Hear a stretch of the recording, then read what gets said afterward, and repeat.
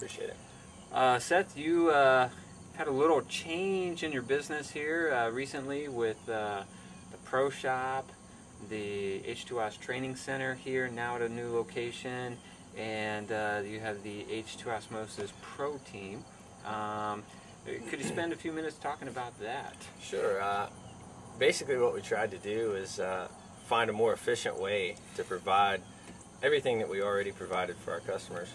So we moved to a new lake here in Charleston we call it Oz, and we have a slightly more succinct setup here with a small satellite shop, a couple of staff members, and what we try to do is kind of high-end instruction. We had a choice whether we wanted to be a big ski camp or we wanted to really focus on detailed instruction and one-on-one time and things like that. So we've decided that basically we do a better job of what we do at the lake here with this tight, clean setup. Plus it's a beautiful lake and a comfortable setup. Then we moved our pro shop and our shipping and receiving headquarters to a larger building in North Georgia. It's about an hour north of Atlanta. And that's the site where the first Pro Tour was. The first Pro Tour is 5 minutes away from where our pro shop is, and we have a small pro shop there, a larger warehouse so we can stock inventory, and it's a good location because there's 2 private lakes nearby, there's a few public lakes nearby, but it's also a clean place for us to do shipping and receiving, and again, kind of keeps our overhead lower so we can keep providing good prices for people, but also maintain kind of the customer service and the knowledge base with the product and things like that. It allows us to keep going.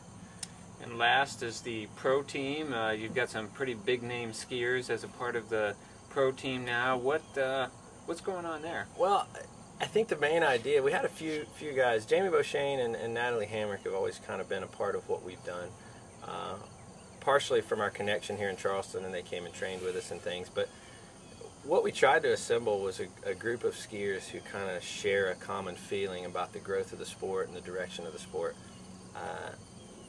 Guys like Trent Finlayson, who's out there really promoting the sport. Trent's kind of like me, that he's coaching and been in the sport more than on the podium, but he's now starting to show up on the podium and really pushing it. But he also really pushes the sport.